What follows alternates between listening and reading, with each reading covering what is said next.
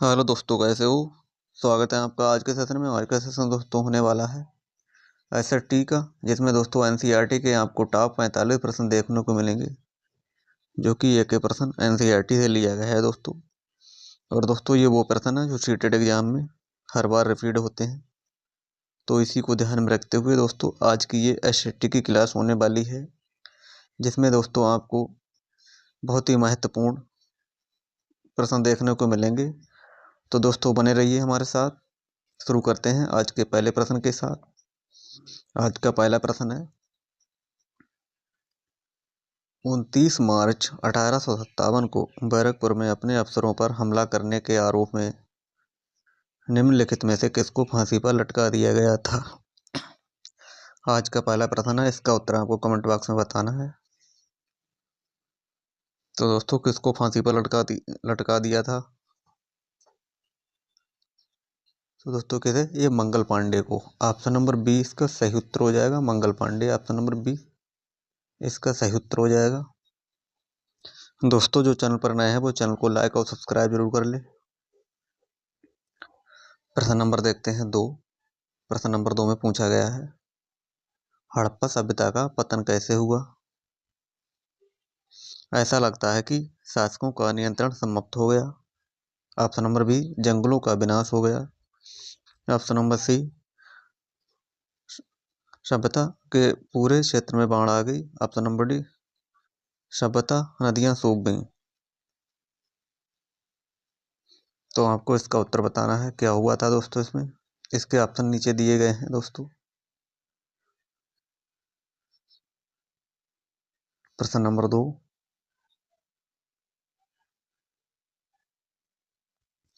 तो दोस्तों इसका कैसे पतन हुआ था। ऐसा लगता है कि शासकों का नियंत्रण समाप्त हो गया था, जंगलों का विनाश हो गया था, और दोस्तों क्या नदियां सूख गई थी। तो क्या हुआ था दोस्तों, इस कारणों के साथ दोस्तों ये हड़प्पा का पतन हुआ था। तो ए, बी और डी दोस्तों इसका सही उत्तर हो जाएगा। ऑप्शन नंबर सी इसका सही उत्तर हो जाएगा, ए बी डी। प्रश्न देखते हैं 3। प्रश्न 3 में पूछा गया है, दादन व्यवस्था है क्या है। दादन व्यवस्था ये कैसी व्यवस्था है, जहां व्यापारी अग्रिम राशि देता है और उत्पाद प्राप्त करता है। जहां व्यापारी कच्चे माल की आपूर्ति करता है और तैयार माल प्राप्त करता है। ऑप्शन नंबर सी, जहां व्यापारी अपने कच्चे माल को किस्तों पर बेचता है। ऑप्शन नंबर डी, जहां व्यापारी श्रमिकों पर अतिरिक्त घंटों के लिए काम करने के हेतु जोर डालता है। प्रश्न नंबर 3 का आपको उत्तर बताना है। तो दादन व्यवस्था क्या है दोस्तों, जहां व्यापारी कच्चे माल की आपूर्ति करता है और तैयार माल प्राप्त करता है। तो ऑप्शन नंबर 20 का सही उत्तर हो जाएगा। प्रश्न नंबर देखते हैं 4। प्रश्न नंबर 4 में पूछा गया है, इनमें से किसे एक संगीत में माना जाता है। ऋग्वेद, सामवेद, आयुर्वेद, अर्थवेद। तो संगीत में दोस्तों किसे माना जाता है, प्रश्न नंबर 4 में आपको बताना है। तो संगीत में दोस्तों ये सामवेद को दोस्तों ये माना जाता है। ऑप्शन नंबर बी, सामवेद इसका सही उत्तर हो जाएगा। तो दोस्तों साथ है सामवेद और साथ है संगीत, तो ऐसे आपको ध्यान रखना है। ऑप्शन नंबर बी, सामवेद इसका सही उत्तर हो जाएगा।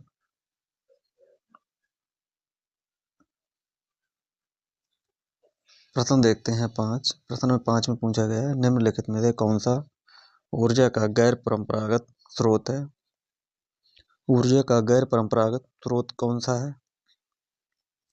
प्राकृतिक गैस, सौर ऊर्जा, कोयला, ईंधन। प्रश्न 5,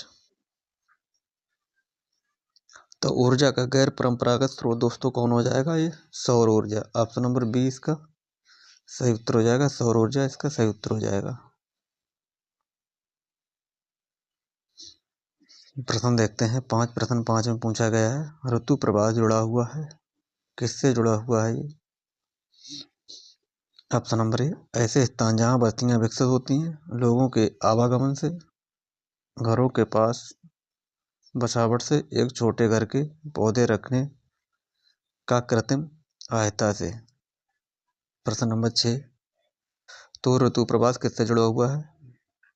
ऑप्शन नंबर 20 का सही उत्तर हो जाएगा लोगों के आवागमन से। ये ऋतु प्रवाह दोस्तों ये जुड़ा हुआ है। ऑप्शन नंबर 20 का सही उत्तर हो जाएगा। प्रश्न देखते हैं 7। प्रश्न 7 में पूछा गया है, भारत के प्रथम ब्रिटिश गवर्नर जनरल कौन थे? Dalhousie, Hastings, Clive, Canning. प्रश्न 7, भारत के प्रथम ब्रिटिश गवर्नर जनरल कौन थे? तो दोस्तों ये हेस्टिंग इसका सही उत्तर हो जाएगा। ऑप्शन नंबर बी हेस्टिंग इसका सही उत्तर हो जाएगा।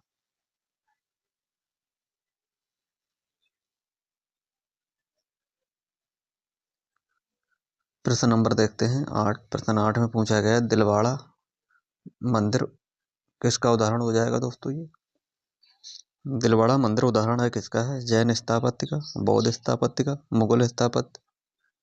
ऑप्शन नंबर डी सल्तनत स्थापत्य का। प्रश्न 8, तो दिलवाड़ा का दोस्तों ये मंदिर किसके लिए स्थापत्य है दोस्तों? ये तो ये जैन स्थापत्य के लिए। ऑप्शन नंबर ए इसका सही उत्तर हो जाएगा दोस्तों, जैन।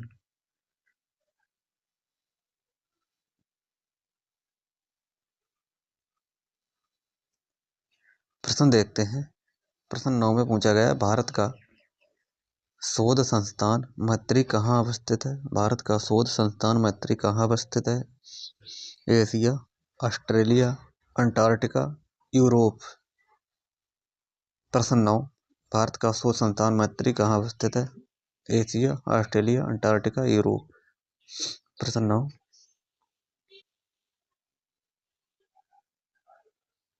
तो दोस्तों प्रश्न नंबर 9 का ऑप्शन नंबर सी अंटार्कटिका इसका सही उत्तर हो जाएगा। ऑप्शन नंबर सी इसका सही उत्तर हो जाएगा।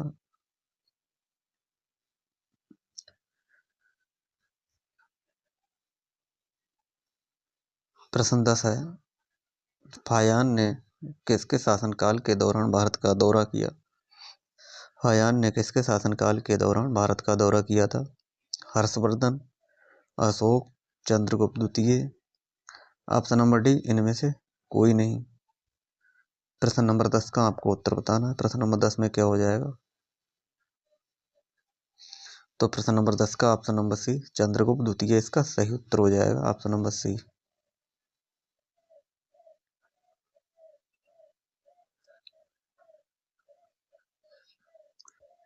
प्रश्न नंबर 11 देखते हैं, भारत में एशियाई खेल सर्वप्रथम कहाँ आयोजित किए गए? भारत में एशियाई खेल सर्वप्रथम कहाँ आयोजित किए गए? कलकत्ता, दिल्ली, चेन्नई, मुंबई। भारत में एशियाई खेल सर्वप्रथम कहाँ आयोजित किए गए?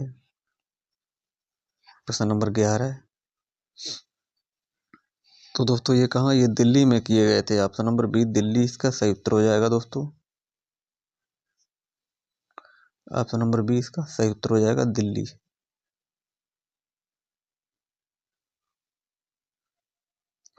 प्रश्न 12 है, अधिकांश दुर्गम क्षेत्रों में और आपदाओं के समय लोगों को बचाने और भोजन, जल, कपड़े आदि दवाओं को वितरण करने के लिए यातायात का कौन सा साधन बेहद उपयोगी है? रेल मार्ग, सड़क मार्ग, जल मार्ग, वायु मार्ग। प्रश्न 12 है, तो दोस्तों ये सबसे उपयोगी, बेहद उपयोगी दोस्तों यातायात का कौन सा साधन हो जाएगा? ये वायुयान मार्ग। ऑप्शन नंबर डी वायु मार्ग दोस्तों इसका सही उत्तर हो जाएगा, वायु मार्ग। प्रश्न 13 में पूछा गया है, कानपुर के किस शासक ने खुद को पेशवा कहा? कानपुर के किस शासक ने खुद को पेशवा कहा? बाजीराव प्रथम, बाजीराव द्वितीय, बहादुर शाह जफर, नाना साहेब। प्रश्न नंबर 13 का आपको उत्तर बताना है।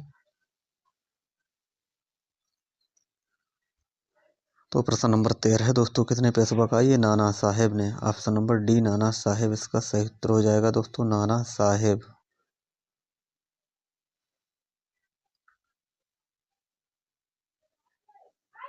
प्रश्न नंबर देखते हैं 14। प्रश्न 14 में पूछा गया, पटवारी लेखपाल द्वारा किए गए कार्यों के विषय में कौन सा दोस्तों इसमें कथन सही हो जाएगा? पटवारी एक गांव अथवा गांवों के समूह की भूमि का आयतन लेखा जोखा रखता है। ऑप्शन नंबर बी है, पटवारी अपने अधिकार क्षेत्र में उगाई गई फसलों के बारे में सरकार को सूचना देने के लिए उत्तरदायी होता है। प्रश्न नंबर 14 क्या हो जाएगा दोस्तों? तो प्रश्न नंबर 14 में दोस्तों ऑप्शन नंबर ए और ये बी दोस्तों दोनों सही हो जाएंगे। ऑप्शन नंबर डी 1 और 2 दोनों सही हो जाएंगे दोस्तों। Option number D.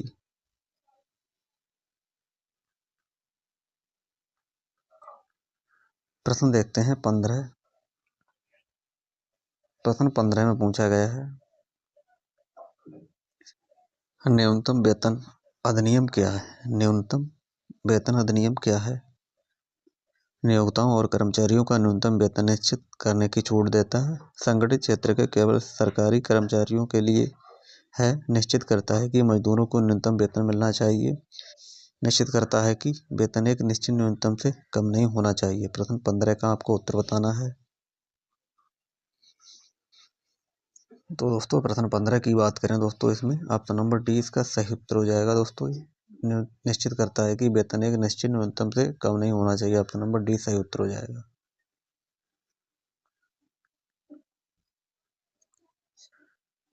प्रश्न देखते हैं 16। प्रश्न 16 में पूछा गया है, अमेजन बेसन के संबंध में निम्नलिखित कथनों में से कौन सा कथन सही है? प्रश्न 16 है, अमेजन नदी डेल्टा का निर्माण करती है जो मैंग्रोव वनों से ढका है। अमेजन नदी basin Brazil, Peru, Bolivia, Argentina के भागों से अववाहित होती है। अमेजन बेसिन भूमध्य रेखीय प्रदेश में आता है। अमेजन नदी भूमध्य रेखीय प्रदेश से होकर पश्चिम दिशा में बहती है। प्रश्न 16 का आपको उत्तर बताना है। तो प्रश्न 16 का ऑप्शन नंबर सी इसका सही उत्तर हो जाएगा। अमेजन बेसिन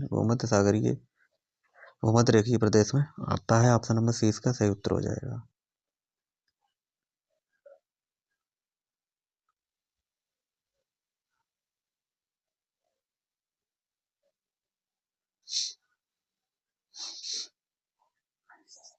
प्रश्न 17 है। प्रश्न 17 का आपको उत्तर बताना है, अंग्रेजों की सर्वोच्चता नीति के संबंध में निम्नलिखित कथनों में से कौन सा कथन सही है? प्रश्न नंबर 17। तो प्रश्न नंबर 17 की बात करें दोस्तों, कंपनी का दावा था, ऑप्शन नंबर डी, कंपनी का दावा था कि उसकी सत्ता सर्वोच्च है, इसलिए वह भारतीय राज्यों से ऊपर है। ऑप्शन नंबर डी इसका सही उत्तर हो जाएगा। प्रश्न 18 देखते हैं, निम्नलिखित में से किसके उत्पादों को काला सोना कहा जाता है? काला सोना किसके उत्पादों को कहा जाता है? पेट्रोलियम, तांबा, कोयला, सोना। तो काला सोना की दोस्तों बात करें, ये किसे कहा जाता है? तो दोस्तों ये पेट्रोलियम को कहा जाता है। ऑप्शन नंबर ए पेट्रोलियम इसका सही उत्तर हो जाएगा। प्रश्न नंबर देखते हैं 19। प्रश्न नंबर 19 में पूछा गया, ग्राम सभा के बारे में निम्नलिखित कथनों में से कौन सा सही है? सभी ग्राम पंचायतों की विकास संबंधी योजनाएं का ग्राम सभा में पुनरीक्षण किया जाता है। ग्राम सभा सभी ग्राम पंचायतों को धनराशि के वितरण को नियमित करती है। यह जिले में सभी गांवों के सरपंचों की बैठक स्थल है। ऑप्शन नंबर डी, ग्राम सभा का सचिव ग्राम सभा और ग्राम पंचायत की बैठक बुलाने तथा कार्रवाई का लेख रखने के लिए उत्तरदायी होता है दोस्तों। तो क्या हो जाएगा ग्राम सभा के बारे में सही कथन दोस्तों? तो ऑप्शन नंबर डी इसका सही उत्तर हो जाएगा।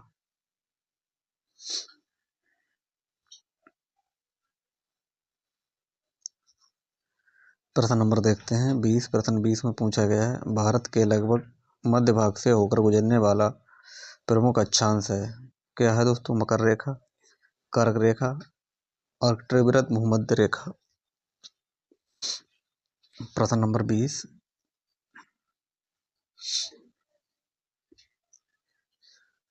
तो प्रश्न नंबर 20 का ऑप्शन नंबर 20 का सही उत्तर हो जाएगा कर्क रेखा दोस्तों। ऑप्शन नंबर बी कर्क रेखा इसका सही उत्तर हो जाएगा। Option number B.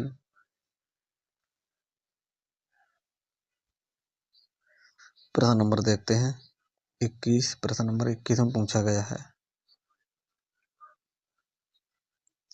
लोकतंत्र में लोगों की सहभागिता पर दिए गए निम्नलिखित कथनों 1 और 2 पर विचार कीजिए, सही उत्तर का चयन कीजिए। लोकतंत्र में सामाजिक आंदोलनों को संगठित करना सरकार और उसके कार्यों को चुनौती देने का एक तरीका है।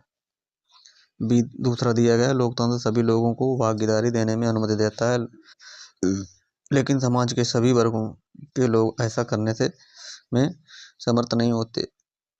प्रश्न नंबर 21 क्या हो जाएगा दोस्तों? तो प्रश्न नंबर 21 का पहला और दूसरा ये दोनों सही है।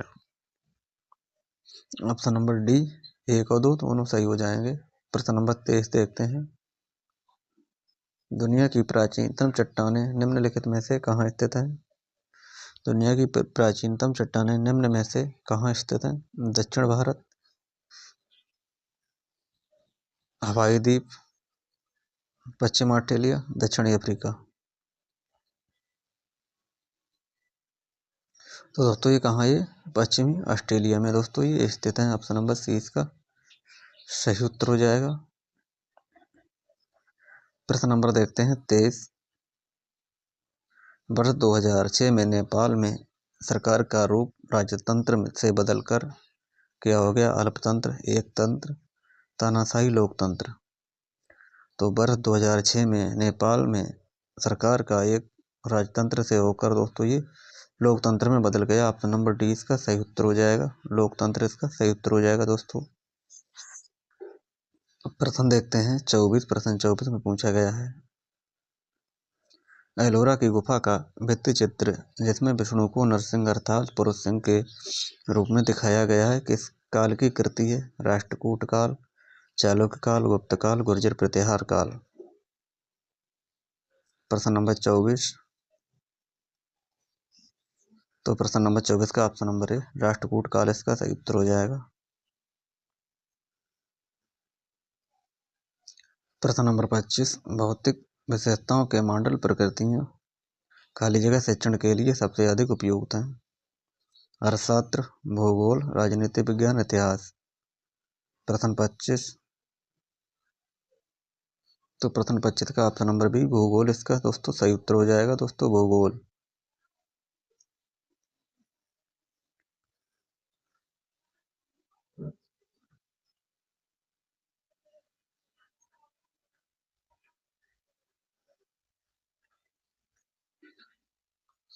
निम्नलिखित में से कौन सी संविधान सभा की मसौदा समिति के अध्यक्ष थे? Doctor B R Ambedkar, doctor Rajendra Prasad, Jawaharlal Nehru, Shri Guru Rajagopalachari. प्रश्न नंबर 26।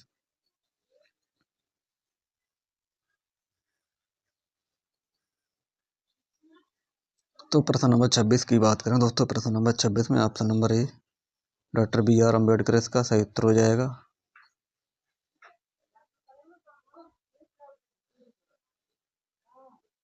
चोल मंदिरों के विषय में निम्नलिखित कथनों में से कौन सा सही है? प्रश्न 27। चोल मंदिर आर्थिक, सामाजिक और सांस्कृतिक जीवन के केंद्र थे। बिल्कुल सही हो जाएगा ऑप्शन नंबर ए। लौह प्रतिमा का निर्माण चोल मंदिरों की विशेषता थी दोस्तों, गलत। चोल मंदिर प्राय अपने आसपास के विकसित होने वाले केवल दोस्तों ये भी गलत हो, जनसाधारण द्वारा दी गई भूमि चोलों के मंदिर संपन्न हो गए, गलत दोस्तों। तो क्या ऑप्शन नंबर ए इसका सही उत्तर हो जाएगा। प्रश्न नंबर देखते हैं 28।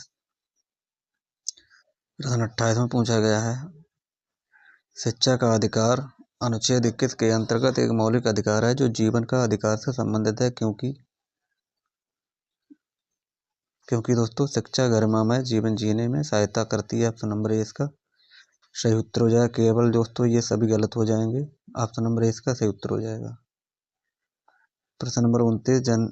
जनहित याचिका अपील के संदर्भ नीचे दिए कथनों पर विचार कीजिए।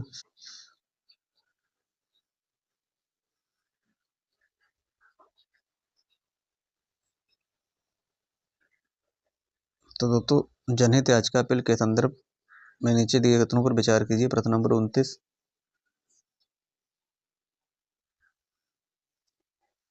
तो दोस्तों ये एक ऐसी व्यवस्था जिसमें माध्यम से सरकारी क्रियाकलापों के विषय में आवश्यक जानकारी प्राप्त होती है दोस्तों, गलत। यह ऐसी व्यवस्था जिसके माध्यम से किसी व्यक्ति या संस्था को जिनके अधिकारों का उल्लंघन हुआ है उन्हें न्याय पाने के लिए उच्च न्यायालय का सर्वोच्च न्यायालय की याचिका दायर करने का अधिकार दिया गया है। ये सही हो जाएगा। तो दोस्तों कथन ए गलत और बी सही। ऑप्शन नंबर ए इसका सही उत्तर हो जाएगा। प्रश्न नंबर देखते हैं 30। निम्नलिखित में से किस क्षेत्र को विश्व का फलोद्यान कहा जाता है? भूमध्यीय क्षेत्र ऑस्ट्रेलिया में, कोस्टलैंड दक्षिण अफ्रीका, ऑरेंज क्षेत्र भारत की कश्मीर घाटी। प्रश्न 30। तो प्रश्न 30 का ऑप्शन नंबर ए भूमध्यीय क्षेत्र इसका सही उत्तर हो जाएगा। प्रश्न देखते हैं 31। प्रश्न 31 में पूछा गया है, सीखने की अक्षमता वाले शिक्षार्थी किस प्रकार की कक्षा में अन्य छात्रों के साथ सीखते हैं? विशेष, समावेशी, आधुनिक, अनन्य। तो प्रश्न नंबर 31 का ऑप्शन नंबर बी समावेशी इसका सही उत्तर हो जाएगा दोस्तों। प्रश्न नंबर 32 देखते हैं, यदि आपको प्राचीन भारतीय इतिहास पढ़ाना प्रारंभ करना है तो निम्नलिखित में स्रोतों में से कौन सा स्रोत प्रयुक्त करना गलत हो जाएगा? तो दोस्तों ये लघु चित्रकार इसका सही उत्तर हो जाएगा। प्रश्न नंबर 33 में देखते हैं। प्रश्न नंबर 33 में पूछा गया है, सामाजिक विज्ञान में आकलन का मुख्य उद्देश्य क्या है दोस्तों? प्रश्न नंबर 33 तो दोस्तों हो जाएगा, शिक्षार्थियों को प्रतिपुष्टि देना तथा मानक स्थापित करना जिनको पाने में वे प्रयासरत रहे हैं। ऑप्शन नंबर ए इसका सही उत्तर हो जाएगा। प्रश्न नंबर 33 सामाजिक विज्ञान विषय वस्तु का उद्देश्य होना चाहिए कि छात्रों को परिचित सामाजिक यथार्थ का आलोचनात्मक अन्वेषण एवं उन पर प्रश्न उठाकर जागरूक बनाया जाए। प्रश्न नंबर 35 रचनात्मक मूल्यांकन को कब किया जाता है? सत्र के अंत में, इकाई के अंत में, नई इकाई को पढ़ाने के पूर्व, शिक्षण अधिगम प्रक्रिया के दौरान। प्रश्न नंबर 35 का ऑप्शन नंबर डी शिक्षण अधिगम प्रक्रिया के दौरान ही दोस्तों रचनात्मक मूल्यांकन करना चाहिए। ऑप्शन नंबर डी सही उत्तर हो जाएगा। प्रश्न नंबर देखते हैं 36। तो प्रश्न नंबर 36 का आलोचनात्मक दोस्तों ये सोच सही उत्तर हो जाएगा। प्रश्न नंबर 37 तानाशाही के संदर्भ में निम्नलिखित कथनों में से कौन सा कथन गलत है? तो दोस्तों तानाशाही में ऑप्शन नंबर डी दोस्तों ये गलत हो जाएगा। तानाशाही में तानाशाह द्वारा दिए गए निर्णयों पर लोग प्रश्न उठा सकते हैं, दोस्तों गलत हो जाएगा। प्रश्न नंबर 38 स्कूल के सामाजिक विज्ञान के शैक्षणिक भ्रमण में जीरो, बोमडिला, नामदफा, राष्ट्रीय उद्यान, तवांग, शिलांग, लिसांग गांव को शामिल किया गया। किस माध्यम से विद्यार्थियों को भ्रमण के दो राज्यों को इंगित करने को कहेंगे दोस्तों? किसे? तो दोस्तों के अरुणाचल प्रदेश और मणिपुर के एक मानचित्र पर। प्रश्न नंबर 39 शिक्षक शिक्षा के दौरान सूक्ष्म शिक्षण निम्नलिखित में से किस ओर संकेत करता है? किस ओर? एक छोटी कक्षा को पढ़ाना जिसमें सहपाठी शिक्षार्थी की भूमिका निर्वाह कर रहे हैं। प्रश्न नंबर 40 है सामाजिक विज्ञान कक्षा में अन्योन्य क्रिया पर्यावरण को बढ़ावा देने के लिए निम्नलिखित में से कौन सा उपागम सबसे महत्वपूर्ण होगा? कौन सा होगा? व्याख्यान और स्पष्टीकरण, वृत्त चित्र, डॉक्यूमेंटरीज दिखाना, श्रुत लेखन एवं अभ्यास, लगातार जांच। तो प्रश्न नंबर 40 का क्या हो जाएगा? ऑप्शन नंबर बी वृत्त चित्र डॉक्यूमेंट्री दिखाना। ऑप्शन नंबर बी इसका सही उत्तर हो जाएगा दोस्तों। जैसा कि आपको आज दोस्तों एसएसटी की क्लासें दोस्तों पाल जी के ज्ञान चैनल के माध्यम से दोस्तों कराई गई है। आज का सेशन दोस्तों कैसा लगा है